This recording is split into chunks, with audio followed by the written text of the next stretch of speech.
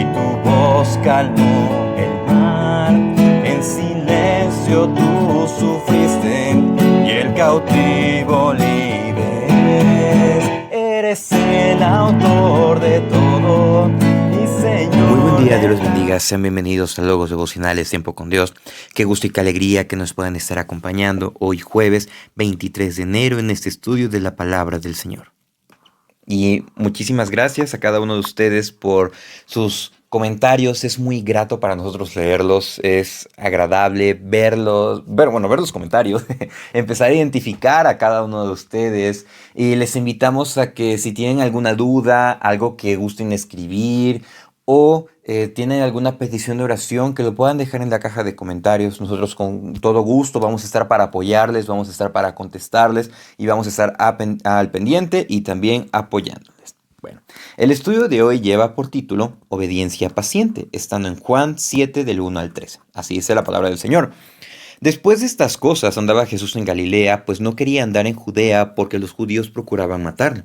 Estaba cerca la fiesta de los judíos, la de los tabernáculos, y le dijeron sus hermanos: Sal de aquí y vete a Judea para que también tus discípulos vean las obras que haces, porque ninguno que procura darse a conocer hace algo en secreto. Si estas cosas haces, manifiéstate al mundo, porque ni aun sus hermanos creían en él. Entonces Jesús les dijo: Mi tiempo aún no ha llegado, mas vuestro tiempo siempre está presto. No puede el mundo aborreceros a vosotros, mas a mí me aborrece, porque yo testifico de él que sus obras son malas.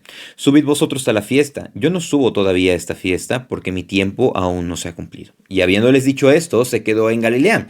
Pero después de que sus hermanos habían subido, entonces él también subió a la fiesta, no abiertamente, sino como en secreto. Y le buscaban los judíos en la fiesta y decían: ¿Dónde está aquel?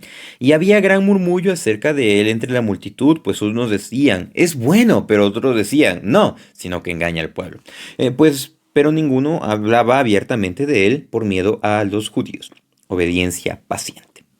El día de hoy nos encontramos con un pasaje bastante interesante que nos habla de este primer tiempo del ministerio del Señor Jesús y cómo da seguimiento de manera continua a lo que estuvimos estudiando en el capítulo 6. Como Él les dice: yo soy el pan de vida, ustedes nada más me buscan por la comida, y es más, ustedes deben de creer.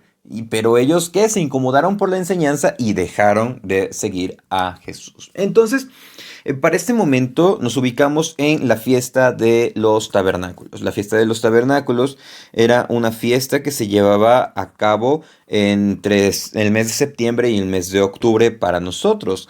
Esta era conocida como la fiesta de las enramadas o la fiesta de la cosecha. Se sustenta en lo que Dios le dijo a Moisés en Levítico 23:42, que nos dice: En tabernáculos habitaréis 7 días, todo natural de Israel habitará en tabernáculos, para que sepan vuestros descendientes que en tabernáculos hice yo habitar a los hijos de Israel cuando los saqué de la tierra de Egipto, yo Jehová vuestro Dios. Era un recordatorio de la obra que Dios había hecho. Esta fiesta duraba una semana y ellos llegaban a Jerusalén, hacían caravanas para llegar a Jerusalén, construían sus enramadas, construían sus tiendas y estaban ahí a lo largo de esa semana. Era una celebración ¿para qué? Para recordar que Dios los había librado de Egipto, pero también que los había guardado y preservado y sustentado todos los años que estuvieron en el desierto. Era una fiesta para recordar la provisión de Dios, la soberanía de Dios, la obediencia a la voluntad de Dios. Algo que, sin darse cuenta, estaban invalidando con la enseñanza de Jesús. Y vamos a estar estudiando 3 puntos del tema de hoy: obediencia paciente. 1. A pesar de las personas. Y es que después de este entendimiento de en qué contexto nos encontramos, nos dice que después de estas cosas andaba Jesús en Galilea, pero dice no quería andar en Judea porque los judíos procuraban matarle. Jesús ya sabía de la hostilidad que los judíos empezaban a guardar en contra de él y que querían quitarle la vida. Y es más, pues no estaban en desacuerdo y hacían que todas las personas tuvieran miedo tan solo de mencionar a Jesús o de hablar de él. ¿Por qué? Porque empezaban a señalarlos como alguien que era, como personas que estaban a favor de Jesús. Entonces ellos decían: pues no, o sea, nosotros tenemos más autoridad que él, nosotros estamos más estudiados que él. Algo que se va a reflejar en la secuencia del devocional del día de mañana. Pero no nos adelantemos. Nos dice el verso 2 que estaba cerca la fiesta de los judíos, la de los tabernáculos, y para este momento No solamente los judíos en general estaban en contra de Jesús, sino también sus hermanos. Nos dice el verso 3. Le dijeron sus hermanos, sal de aquí, vete a Judea, para que también tus discípulos vean las obras que haces. Hay una referencia en el Evangelio de Mateo a los hermanos de Jesús que nos dice el versículo capítulo 13, versículo 55. ¿No es este el hijo del carpintero? ¿No se llama su madre María y sus hermanos Jacobo, Simón, José y Judas? Aquí se nos mencionan los nombres de los hermanos de Jesús y estos eran total y completamente escépticos de la obra que Jesús podía hacer, porque pues Jesús decía y es el Mesías. Pero ellos decían, pues, ¿cómo rayos va a ser el Mesías nuestro hermano? Ni era su medio hermano. Entonces, la razón de ellos era que si Jesús era el Mesías, debía de darse a conocer en una de las fiestas. Entonces, pues, ¿qué mejor? Aprovecha, ve en la caravana, ve con nosotros, camina con todos para que podamos llegar y podamos decir, eres el Mesías. Y es que es ahí el asunto. No solamente los judíos de ese tiempo, sino los judíos de ahorita esperan a un Mesías político, un liberador político. En ese momento estaban oprimidos por el Imperio Romano. Ellos esperaban a alguien equiparable o superior al César, que les devolviera a Israel la gloria que tuvieron en el tiempo de Salomón. Entonces, al momento de ver al hijo de un carpintero, obviamente a un carpintero de profesión, alguien no estudiado, alguien que enseñaba nada más, pues no les cuadraba con ello. Entonces, sus hermanos tampoco creían y se empezaban a mofar. Entonces, ¿cuál era el objetivo? Dice, para que también tus discípulos vean las obras que haces. Ellos estaban por ver. Todas las personas desean ver. El hecho de que se les predique de un evangelio que está escrito en un libro que fue escrito por más de 40 autores, que es fidedigno, bueno, les dice, no es suficiente, porque ellos quieren saciar la curiosidad, mas no quieren creer y no están dispuestos, como lo estuvimos viendo en devocionales pasados. De manera que le dicen en el verso 4, porque a ninguno que procure darse a conocer hace algo en secreto. Si esas cosas haces, manifiéstate al mundo. Los hermanos de Jesús empezaban a retarlo porque su enfoque no era correcto.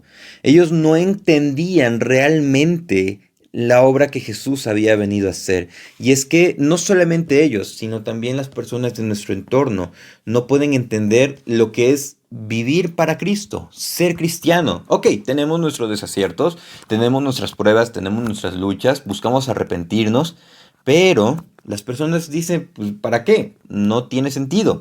¿Para qué obedecer lo que dice la Biblia? Mejor aviéntate a lo que tienes que hacer. No sigas lo que dice la Biblia. Es algo que nos pone grilletes, cuando realmente no. Nos dice, conoceréis la verdad y la verdad nos hará libres. El pecado es lo único que nos tiene grilletes, porque lo que hace la Biblia es confrontarnos, mostrar nuestra condición pecaminosa, mostrar nuestra necesidad de Cristo, mostrar nuestra necesidad del Evangelio, y las personas huyen de eso. Solamente aquellos que son convencidos por Dios en sus corazones son los que aceptan. De manera que eso que nos lleva como creyentes. Recordemos, el siervo no es mayor que su señor, el discípulo no es mayor que su maestro. Nosotros vamos a pasar por situaciones similares, con personas a nuestro alrededor, con familiares, que nos lleven o nos estén instando a hacer lo incorrecto, hacer lo que está fuera de la voluntad de Dios.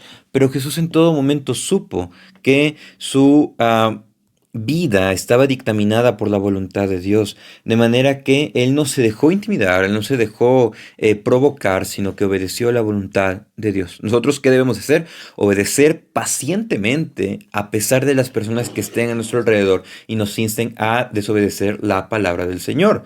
Y eso nos lleva al segundo punto, obediencia paciente. 2, que reconoce a Dios. Nos dice el verso 6. Entonces Jesús les dijo, mi tiempo aún no ha llegado, mas vuestro tiempo siempre está puesto. Jesús no permitió que la incredulidad de sus hermanos lo provocara o que guiara sus acciones. Él dijo, pues prácticamente aquí estaba diciendo que todo lo que él estaba haciendo, que todo lo que él iba a hacer, que todo lo que él era, estaba dictaminado por la soberana voluntad de Dios. ¿Por qué? Porque es Dios quien orquesta absolutamente todo. Como el director de una orquesta. El director de la orquesta conoce la partitura a la perfección y los músicos siguen la partitura y siguen la intención con la cual el dirigente, el director, está al frente mostrándoles. Dios es quien conoce la partitura, Dios es quien conoce lo que está en la Biblia. Él lo inspiró, Él lo escribió y nos lleva a nosotros a obedecerla. Entonces la obediencia paciente es aquella que reconoce que Dios tiene el control de todos los tiempos, y es la obediencia paciente que reconoce que el mundo busca pues desembocar a desobediencia en nosotros. Porque a las personas que no conocen a Dios, nada más les preocupa hacer su voluntad y no les preocupa hacer la voluntad de Dios. Dice el versículo 7, no puede el mundo aborreceros a vosotros, pues a mí me aborrece porque yo testifico de él que sus obras son malas. El mundo no puede ir en contra de lo que en lo que está a favor. Entonces, si nosotros estamos en la corriente del mundo, no va a haber complicaciones, por así decirlo. Pero si nosotros obedecemos a Dios, siempre va a haber complicaciones para nosotros. Pero las consecuencias de ambas acciones, de ir en la corriente del mundo, son consecuencias de muerte, son consecuencias pecaminosas. Pero las consecuencias de obedecer a Dios son consecuencias de vida. Las obras que los diferencian es que unas glorifican a Dios y otras no glorifican a Dios. De manera que Jesús categóricamente rechazó la petición de sus hermanos de ir a la fiesta de los tabernáculos a Jerusalén, pero no iba a ir con ellos. Esa es la cuestión. Les dice, subid vosotros a la fiesta, porque mi tiempo aún no se ha cumplido. Jesús no dijo que no iba a asistir a la fiesta, decía que no iría con sus hermanos como ellos esperaban. De manera que él esperó un poco más cuando ya las personas habían llegado, casi todas las personas habían llegado, y subió como en secreto. Nos dice el verso 10, pero después que sus hermanos habían subido, entonces él también subió a la fiesta, no abiertamente, sino como en secreto. ¿Por qué? Porque los judíos ya estaban buscando quitarle la vida y él estaba esperando el tiempo que Dios había dictaminado. ¿Para qué? Para su sacrificio. Y eso lleva al último punto, obediencia paciente 3, que busca la verdad. Dice el versículo 11, y le buscaban los judíos en la fiesta y decían, ¿dónde está aquel? Y había gran murmullo acerca de él entre la multitud, pues unos decían, es bueno, pero otros decían, no, sino que engaña al pueblo. Vemos que los judíos buscaban identificar dónde estaba. ¿Para qué? Para acusarle y para, pues, tenderle una trampa y que, pues, le quitaran la vida. Y ya no tuvieran ellos inconvenientes. Pero no lo encontraban. Y ellos escuchaban que la multitud hablaba sobre él, que unos decían que era bueno, otros decían que no, sino que engaña al pueblo. Y es que no solamente en ese momento, en nuestra actualidad, muchas personas hablan de Jesús abiertamente y pocas personas hablan de Jesús en silencio. O muchas personas dicen, pero puede ser verdad eso que te han predicado, puede ser verdad eso que dice la Biblia. Será cuestión de corroborarlo. U otras personas dicen, es que ese libro es mentira, es que nada más lavan cerebros, es que están engañando. Y es que lo que nos lleva acá es que las personas no reconocen a Dios por sí mismos, a menos que se les predique verdaderamente el Evangelio. Y el Evangelio hace la obra en ellos. No solamente debe de quedar en murmullos y en nosotros los creyentes. No solamente debe de quedar en ideas que, ok, ya creí y ya lo doy por hecho. No, sino que todos los días, pacientemente, obedeciendo a Dios, debemos de buscar la verdad. Vemos en este pasaje, en este primer momento del capítulo, que Jesús siguió el plan perfecto de Dios. Y es que Jesús siempre realizó lo que era la voluntad de Dios. Todo lo que Dios le había dictaminado. Ahora, quienes buscan seguir la verdad de Cristo, bueno, también debemos de seguir obedientemente a Dios. No dejarnos llevar por las personas, por la presión social.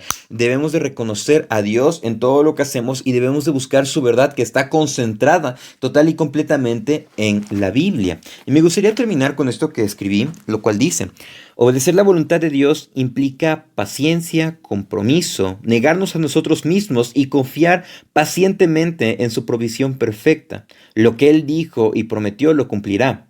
Y debemos preguntarnos, ¿estoy dispuesto a obedecer la voluntad de Dios? Y me gustaría que pudiéramos reflexionar eso a lo largo del día de hoy. y hacer los cambios que el Señor ponga en nuestros corazones, hacer los cambios que puedan glorificar a Dios. Y si estamos glorificando a Dios, qué mejor persistir en esa convicción de obedecer a Dios en todo. Muchísimas gracias por acompañarnos en el devocional del día de hoy. Reciban un afectuoso saludo y si Dios nos presta vida, el día de mañana continuaremos el estudio devocional. Saludos. Y tu voz calmó el mar, en silencio tú sufriste y el cautivo libres. Eres el autor de